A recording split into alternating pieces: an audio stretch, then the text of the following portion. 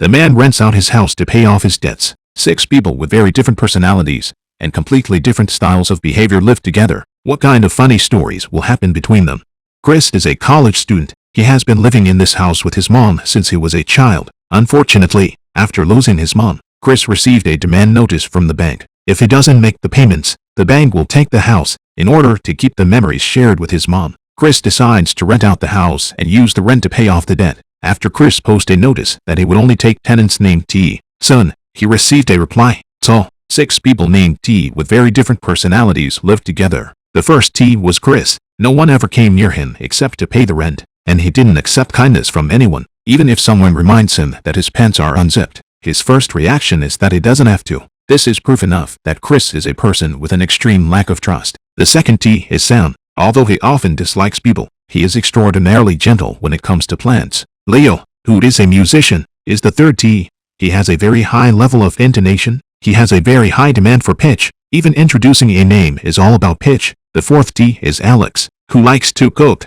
but he always strives to be precise to the decimal point. Andy is the fifth T. He is also a screenwriter. He is very timid and afraid of ghosts. Even when he goes to the bathroom in broad daylight, he has to leave the door open. At the same time, he has to hire 2 people to guard him. As for the sixth T, it is Jerry, who is short in stature. At this point, the scene jumps back to the story. As the landlord, Chris' reason for sleeping on the couch started 2 weeks ago. On that day, the house was fully rented and a new tenant, Andy, was welcomed. Chris was going to say no, so he made the condition that he needed to pay the full rent no matter where he lived. Andy agreed quickly. When Andy enters the house, he says he doesn't want to sleep alone on the sofa, so he offered another high price to get Chris' room. At the same time, he also gained Jerry as his new roommate. After Andy and Jerry entered the house, the suspicious Andy started to make things happen. He first flipped a coin and said he was buying land with the bad god. Then, he said that there must be a ghost sealed in the closet.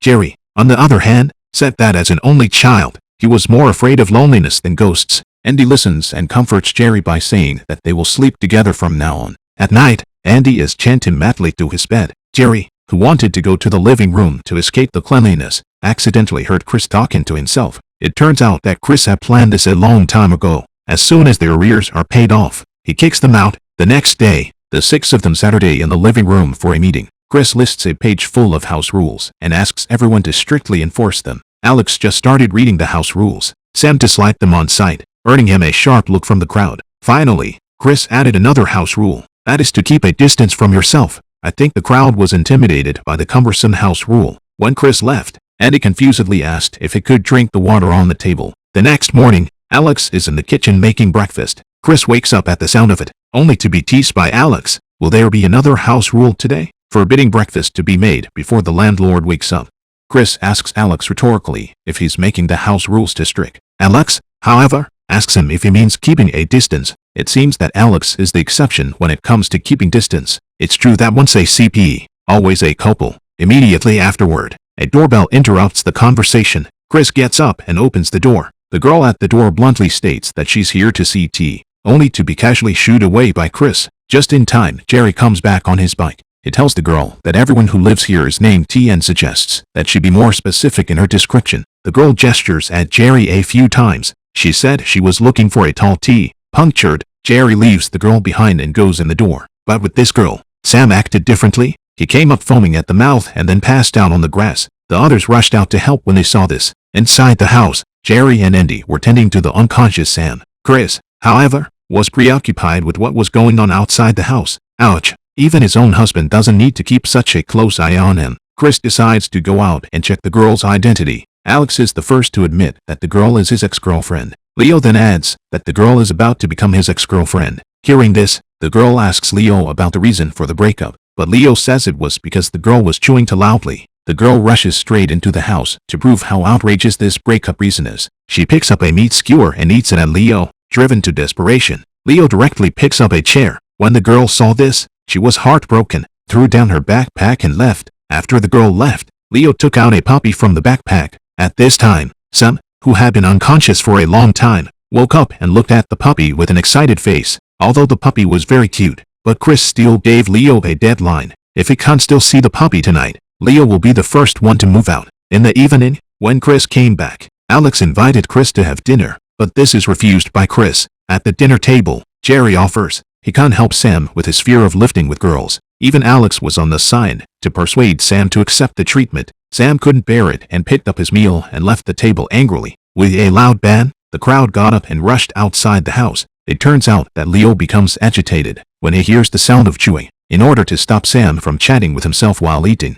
Leo can only smash the potted plant to seek a moment of peace. Chris, who arrived at the sound, saw the broken potted plant on the floor. He is very angry and yells angrily for everyone to pack their bags and leave the place. Alex goes up to comfort him, but Chris says that he planted this potted plant with his mom who has passed away. Leo expresses guilt. Sam, on the other hand, takes a professional angle. He promises that he can help Chris by planting the potted plant better. Leo speaks up again. He hopes that Chris will leave everyone behind for the sake of it being his birthday. วันเกิด วันเกิดแล้วไงวะ Just as everyone was about to go back to the house to pack their bags, Jerry led the birthday song.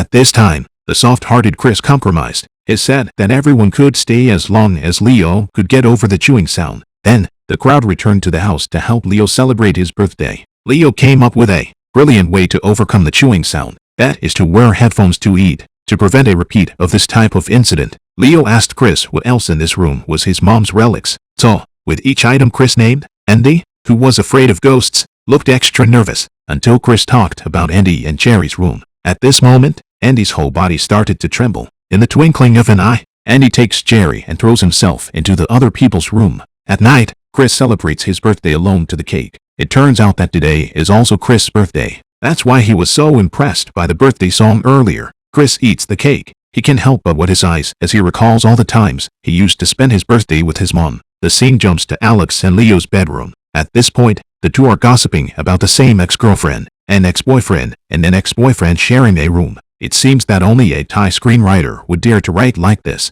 At this moment, a message interrupted their conversation. Leo actually made a new girlfriend immediately after dumping a girl in one day, and Andy's end of the story was quite creepy. In the middle of the night, Andy had just opened his eyes when he saw a figure floating past outside the window. So he hurriedly woke up Sam. Sam casually consoled him with a few words and passed out. Seeing this, Andy had to pick up the peace talisman under his pillow and continue chanting. The next day, Andy, who had not slept all night, was wondering about Chris' mom's picture. Suddenly, a voice came from behind him. This scared Andy and he let out a scream. In a flash, everyone is sitting around eating breakfast. Alex sends out an invitation to Chris again, but he still refuses mercilessly. Jerry tries to take the rest of the omelette for himself, but he was stopped by Sam with the excuse that your name is not Chris. Only then did Jerry reveal that he and Chris had the same name. It was for this reason that he chose to share a room here. At this time, Chris outside the house listened to all this, seems to be pondering. After breakfast, Jerry and Andy decide to use the movie to help Sam cure his fear of girls.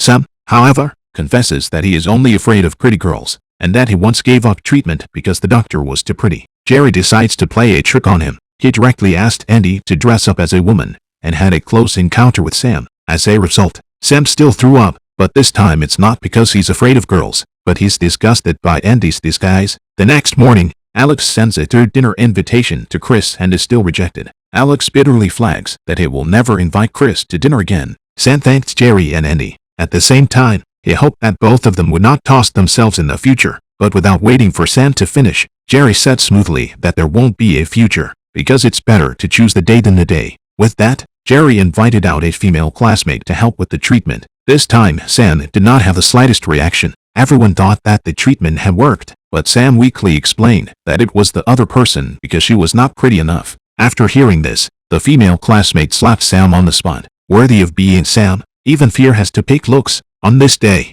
after going to the toilet alone, Andy vaguely heard something moving in Chris' mom's room. He was just about to go up to check when he was startled by the ringing of his cell phone.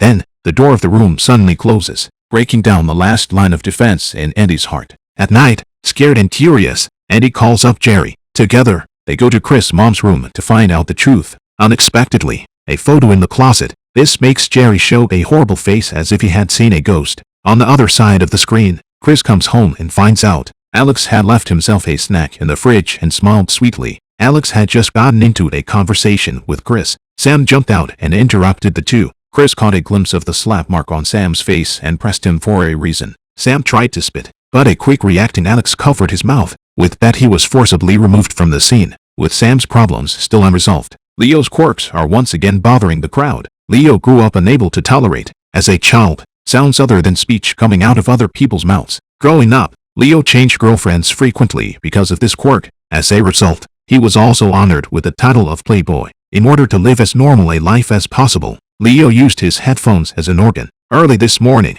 Leo habitually wears headphones. He remained immersed in his own world. No matter how much Alex ranted outside the door, he was looking forward to his date for the evening. It turned out that Jerry saw Leo, who was ready to start a new relationship, frustrated by the chewing sound that dates tend to produce. So, he suggested that Leo bring his girlfriend to the house for the date. That way, Jerry would have a way to help Leo overcome the chewing sound. At night, Leo brings his new girlfriend, Faye, to the house for dinner. Faye, who was expecting to have a great meal, realizes that she only has a bowl of porridge in front of her. This makes her a bit embarrassed. On the other hand, his friends who are secretly observing are frantically complaining about Alex's lack of romance. Alex, however, retorted that salmon is the food with the least chewing sound. Everyone thought there would be no problem this time, but Faye says she only eats veggies, so she prepares squeezed vegetables beforehand. To help Leo, Alex started the juicer while Faye was chewing. Jerry and Sam, on the other hand, cover up the chewing sound afterward by barking. Only Andy went the other way and used the sound of a barking dog to mask the sound of chewing afterwards. Only, it's not only sound, but also flavor. Immediately afterward, the juicer suddenly goes on strike. This sends Alex into a panic. Luckily, Faye offers to go to the restroom, and everyone has time to prepare their next response. By the time Faye came out of the toilet, Sam had already started the weeding. The night went well for Faye and Leo with the sound of Sam's weeding. Early the next morning, Jerry shows Andy around his place. They happen to run into Chris. Chris is polite on the surface, but he privately warns Jerry that he is not allowed to bring strangers into his place anymore. Jerry says that his family are not strangers. To ease the fireworks in the house, Leo took the initiative to step in and explain. Only then was the matter suppressed. The next day, Leo met Faye to watch a movie. Just then, he once again sent out a distress signal to Jerry and Andy. This time, Andy lied that he was allergic to the smell of popcorn. This is what forces Faye to put away the popcorn. Soon the movie is over. Listening to Leo and Faye's love story, Andy and Jerry couldn't help but feel a little envious. That being said, the point-blank kiss was too cute. Just when Leo thought his romance was stable, Faye returned the birthday gift he gave him. From then on, Leo began to spend every day fawning. On this day, Sam took the initiative to talk to Leo. It turns out that on Faye's birthday, Leo accidentally dumped the gift into the sewer. In order to retrieve the gift, Leo bribed the little boy with the ice creams. He attempts to enrage himself with the sound of eating ice cream. As he lifts the lid of the sewer, Faye happens to pass by. She sees Leo in the middle of a rage. She mistakenly believes that being cranky is Leo's nature. The flashback ends. Leo tells Sam that he has been lonely because of this quirk. All this happens to be overheard by Faye, who comes to return the cello bow. Faye chides Leo for not being honest. Leo apologizes profusely. He had thought that love could overcome fear, but he had realized that it was just an exercise in futility. Faye, however, replies that he is willing to try to overcome fear with Leo. With that, Faye started eating popcorn like crazy. Leo, with the help of his friends, suppressed his inner fear. Seeing that the experiment has failed, Faye decides to sacrifice for love. On future dates, she will try to control her chewing sound. The story comes to Andy. Talking about Andy's quirk starts from Andy's childhood. At that time, Andy was very naughty. No matter what his mom hit him with, he was indifferent, until one day, Mom realized that if she used a ghost to scare him, Andy could be obedient. From then on, Andy lived in the ghost stories created by his mom. At night, seeing the black shadow again, Andy dragged Jerry to observe outside his room. Unexpectedly, they really encountered the figure in the yard. Andy was so scared that he screamed out. The next day, everyone blames Andy for the shrill screams in the middle of the night. Andy, however, says that Alex should be blamed. It turns out that the scary figure in the yard last night was Alex, who was crying with red eyes because he missed his mom. And Chris, who hasn't slept all night, angrily warns Andy, if he interferes with everyone's rest because of his fear of ghosts again, he will pack his bag and leave the place. In a turn of events, everyone decides to convince Andy that there are no ghosts in the world by actively looking for ghosts.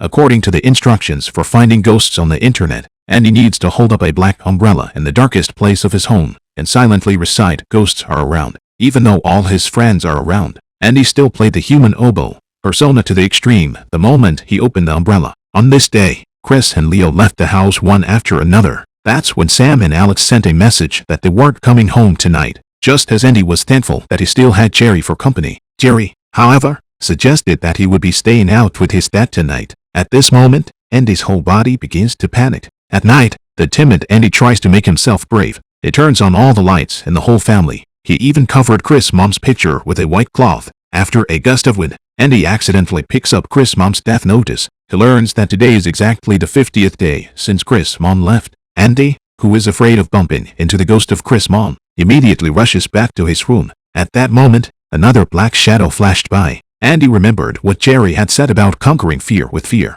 so he tiptoed towards the living room. He saw that the white cloth covering Chris' mom's picture had fallen to the floor. So, Andy started to find all kinds of reasons to comfort himself. However, what happened next directly made Andy scream until he fainted. A person who looked exactly like Chris' mom appeared. By the time Andy woke up, it was the next day. After being introduced by his close friends, Andy learns the person who looked exactly like Chris' mom was Chris' mom's twin sister. Borrowing the topic of making merit, Alex confessed to everyone his own mom is suffering from a serious illness lying in the hospital. In order to comfort Alex, everyone said that they could introduce various resources to heal Alex's mom. On the other hand, Chris is holding his mom's photo and weeping sadly. At this time, Auntie came into the room to comfort Chris. At first, she was worried about Chris living alone, but after seeing his friends, she was relieved because these friends would become Chris' family. น่าคิดว่าเขาเป็นอีกครอบครัวหนึ่งของทีได้เลยนะ Chris, on the other hand, expressed his disbelief. As soon as everyone sends off Auntie on one side, Andy's mom is welcomed on the other side. As soon as Andy's mom, who has a warm personality, enters, she makes a table of delicious food for everyone. At the same time, she does not forget to criticize Andy's quirks. Andy saw his mom nagging endlessly and said angrily, "If you must nag, hurry back home." Andy's mom held back the tears in her eyes. After hearing this and politely said goodbye to everyone, Andy's mom accidentally sprained her foot after coming out of the house. Chris called a cab for her. When the two of them were chatting, Chris realized he was the black-hearted landlord who didn't let his parents visit their children. According to Andy's mom, hearing this comment, he couldn't help but be a little dismayed. So, Chris comforted Andy's mom. No landlord will really be so cruel. At night, Andy looked at Chris' mom's picture out of his mind. Chris joked, "Is his mom going to manifest again?" Andy, however, spits out his mom with a disheveled look on his face. Chris then says enviously, "At least you can't still hear your mom's nagging." Looks like Chris is really getting warmed up. The next day, Andy learns that it was Chris who helped his mom and expresses his gratitude to Chris. During the chat between the three, Andy's mom learns that Chris is the legendary black-hearted landlord. So, she assumes that the persona of the black-hearted landlord is fabricated by Andy. The purpose is to stop Andy's mom from coming to visit. Andy's heart is bitter.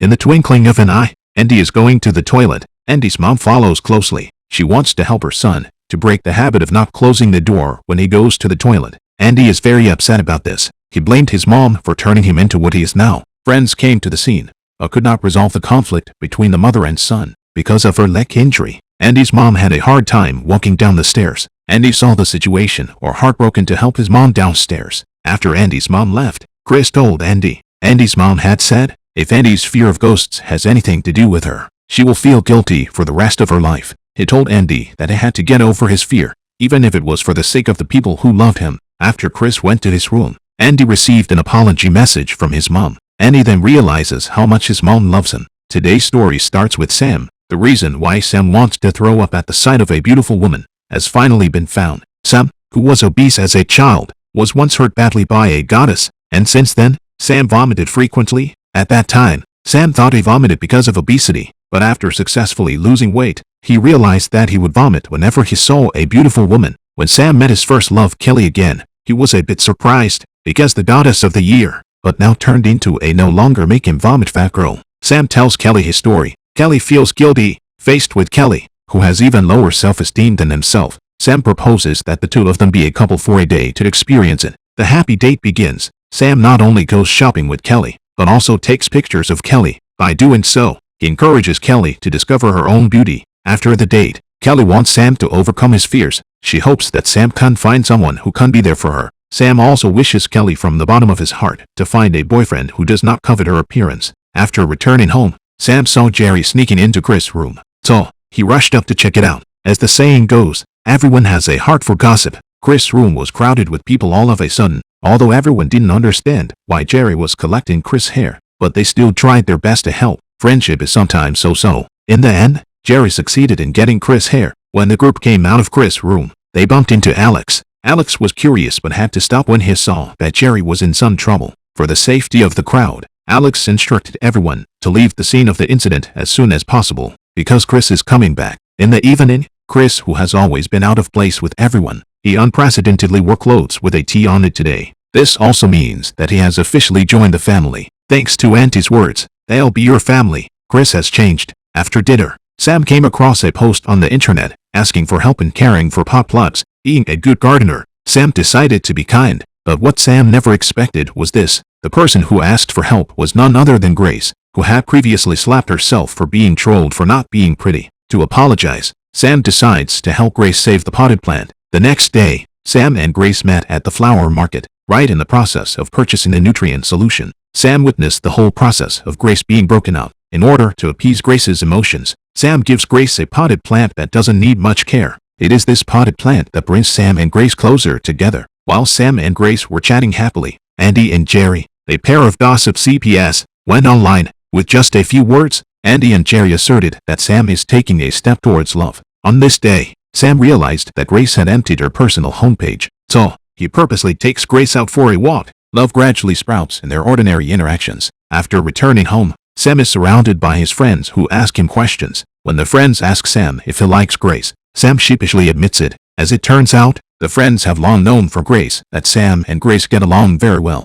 The next day, Sam woke up and realized that he was a bit uncomfortable, so he messaged Grace. It wasn't long before the heavily made-up Grace personally delivered the sick meal. It turns out that Sam forgot to hang up the phone last night. His conversation with his buddies was overheard by Grace. At this moment, Sam, who has nowhere to run, happily welcomes love. The story continues to Alex's side. It turns out that Alex, who seems to be afraid of nothing, is very afraid of good news, because in Alex's world, good news and bad news are all bundled together. At night, Alex's eyes well up with tears after talking to his mom. Chris sees this and rushes forward to show his concern. Chris learned from Alex that Alex's mom was hospitalized for cancer. The doctor said that she could be operated, but Alex, who is pessimistic by nature, always thinks that things can't be that simple. After comforting him, Alex asked Chris if he remembered himself. Seeing Chris' blank face, Alex used Chris' childhood nickname to awaken Chris' memory. It turns out that the two were once buddies in elementary school. Alex laments the changes that have happened to Chris lately.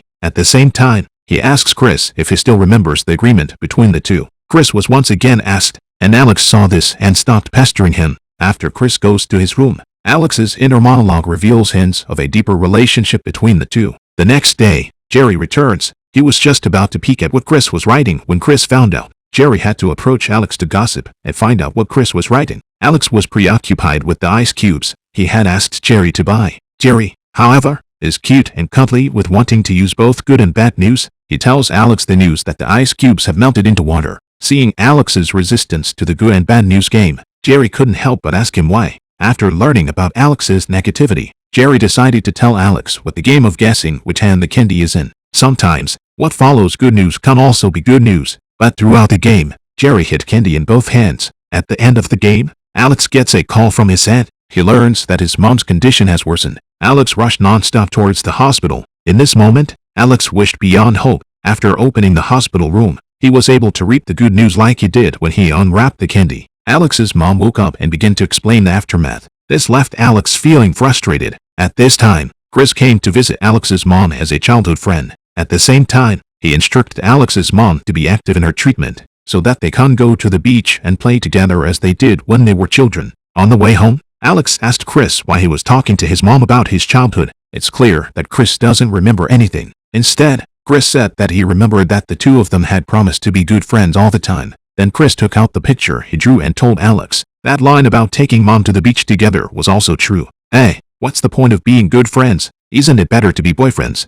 The next day, Jerry, who had returned home all night, brought his dad to the house. He announced a shocking news. กูไม่ได้พาพ่อกูมา กูพาพ่อมึงมาด้วย It turns out that Chris and Jerry are half-brothers. Looking at the sudden appearance of his father and the DNA identification report, Chris didn't know how to face it for a while, so he chose the most indifferent way. This made Jerry's dad leave from the house with Jerry. Jerry angrily theorized with Chris at this.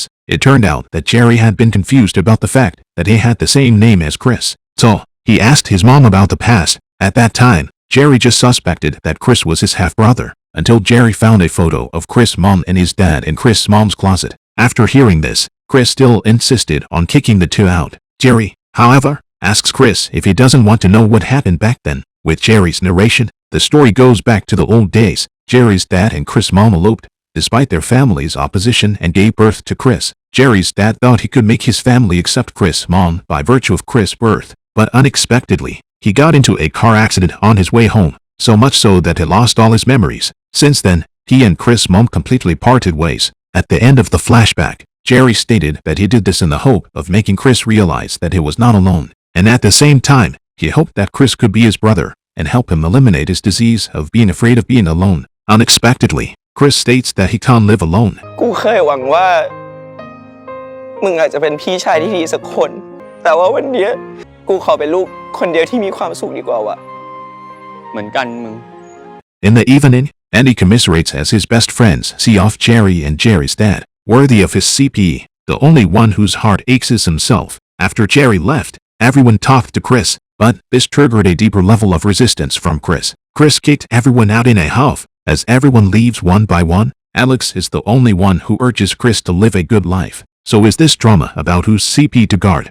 The next day, Chris, who is alone again, is surrounded by loneliness. That's when Chris receives a demand note from the bank. Because of the refund of everyone's deposits, Chris could not make ends meet, so he had to search the internet for quick money opportunities. At night, Chris dialed the phone number of a loan shark. He thought of borrowing money for emergency first, but Chris never thought that the place where he worked part-time was on the verge of closing down. At this moment, Chris, who had completely lost his income, was desperate. As another lonely day rolled around, Chris couldn't help but remember the good old days. At this moment, Chris realized that these friends had been deeply imprinted in his heart. Afterwards, Chris ran around to pay back the loan sharks, but the result was not satisfactory. Eventually, Chris dialed his aunt's number. Learning that his aunt's life is very difficult, Chris decides to solve the problem by himself. On the other hand, Sam sees his puppy. He remembered the puppy left at Chris' house, so he contacted everyone to go home together to save the dog. At night, when Chris went home, he happened to meet a loan shark coming to his door to collect his debt. Just as the loan sharks were fighting, Sam, Jerry, and Andy arrived in time. Sam takes the lead in the challenge, but the loan shark is taken down to the ground. The resourceful Jerry quickly pulls out his cell phone, not realizing that he's just in a hurry for the others to get home. Wait a minute, what's the point of not calling the police when you have your cell phone out? Seeing this, the loan shark directly pulls out a gun and points it at Jerry. Andy sees this and directly kicks the loan shark down. Jerry took the opportunity to pick up the dropped pistol and turn the situation around. Then, both parties reached an agreement to pay back the money by this evening. After Alex and Leah return, Jerry proposes that everyone turn in their previously refunded deposits. They help Chris through the situation first. Chris thanks everyone. Jerry, however, says that the money can't be borrowed for nothing and everyone must move back in. In the blink of an eye, everyone is happy again. Chris confirms that they are family. At that moment, Jerry learns that his dad has been hospitalized for a heart attack. When Jerry and Chris arrived at the hospital, the doctor informed everyone that there was not enough blood. Family members are now required to donate blood in case of emergency. Chris was afraid of losing a loved one again, so he volunteered to ask for blood donation. In the evening, Jerry thanks Chris. At the same time, he asks Chris why he wants to donate blood. Actually, Chris knew that the blood of the family members could not be used. He just wanted to do something for his dad in this way. เขาไม่ใช่แค่พ่อมึงเขาก็เป็นพ่อกูเหมือนกัน The next day, Chris came to the hospital to visit his dad. After recovering from a serious illness, Jerry's dad hoped that Chris could forgive himself and accept his care. Chris listened to him and presented him with a Father's Day card he had drawn as a child. At the same time, he accepts his offer. Shortly afterward, Jerry told Chris that his dad was about to go back home to recuperate. Seeing no reaction from Chris, Jerry asked Chris if he was mad at his mom. Chris said he didn't think his mom was at fault. After that, Chris touched Jerry's head. This is perhaps the best response to this half-brother relationship. Sam and Andy brought in a new sapling. Andy proposes that the six of them plant this sapling, which symbolizes love. Andy emphasizes love in this sentence. At the end of the night, when the six of them are playing a game together, Chris announces a bad news. Tonight will be the last night for the six of them to live together, because Chris decided to pick up his dad to come over to spend the rest of his life. In honor of this unusual night, the six decided to go camping in the yard. In the twinkling of an eye, the six of them lie under the same starry sky. Jerry proposes a parting party before they leave. The next day, the crowd organizes this parting party with the theme of those parties that Chris missed. They hoped to take this opportunity to make up for all the fun Chris had missed at once. At the beginning of the party, Andy was the first to confess the most impressive thing he had done in the house. With everyone reminiscing, Alex couldn't help but cry sadly. That's when Chris said he was sorry to have missed out on so many wonderful memories, but he was happy to see them so sad, because they had all been fooled by themselves. Everyone was not shocked and Chris was a little confused. It turns out that Jerry took advantage of Chris' absence to break up Chris' scheme. So today, this party is dedicated to screwing Chris over. Just as the six are goofing around, another guy named T comes over and begs to share a room. This time, Chris puts on his domineer and landlord act. He says that the house is fully rented and will remain so. By this point, the story of the six people is all over. These six people are as irreplaceable and fortunate as the residents, because six people with very different personalities live together. They were able to heal by virtue of each other and became relatives without blood ties. What a blessing this is. Finally, I still borrow the words of Jerry, the great philosopher of this show, to encourage you. It is said that time is the cure for everything, but in fact, facing and accepting reality is the medicine that heals the heart. I hope that everyone can become a strong person who faces his or her heart directly. Well, that's it for today's video. See you in the next program.